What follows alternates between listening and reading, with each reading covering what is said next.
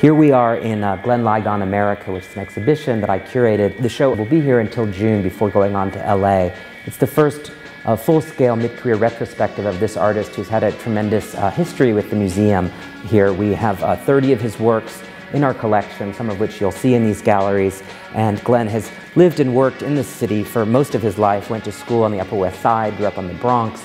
So it's a real celebration of his time here as well as his great relationship with the Whitney over the last 25 years. Behind me you see two of the really interesting works in this show that are also a little bit funny.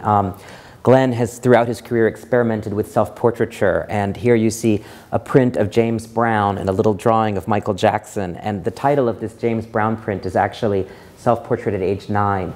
And this one is Self-Portrait at age 7, and it's really kind of odd because of course these aren't pictures of the artist but of the stars that he admired, and I think he's really thinking about the way that we identify with different celebrities at different stages in our lives, and we kind of see ourselves in them, and that sense of identification is something that he's often tried to explore. Here we are in the final gallery of Glenn Ligon, America, which is on view now at the Whitney until June 5th.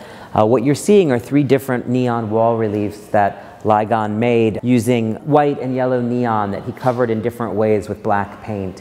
And these works grew out of the way that he was thinking about America in 2008.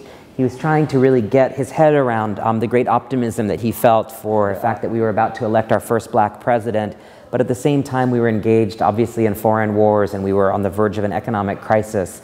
And I think that duality, that notion of America as a kind of shining beacon, sense of optimism and hope, as well as maybe a dark star that's been somewhat eclipsed or shadowed, that ambivalence and confusion is something that we all understand and feel in the way we relate to this country, and that's something that Glenn brings out in works like these.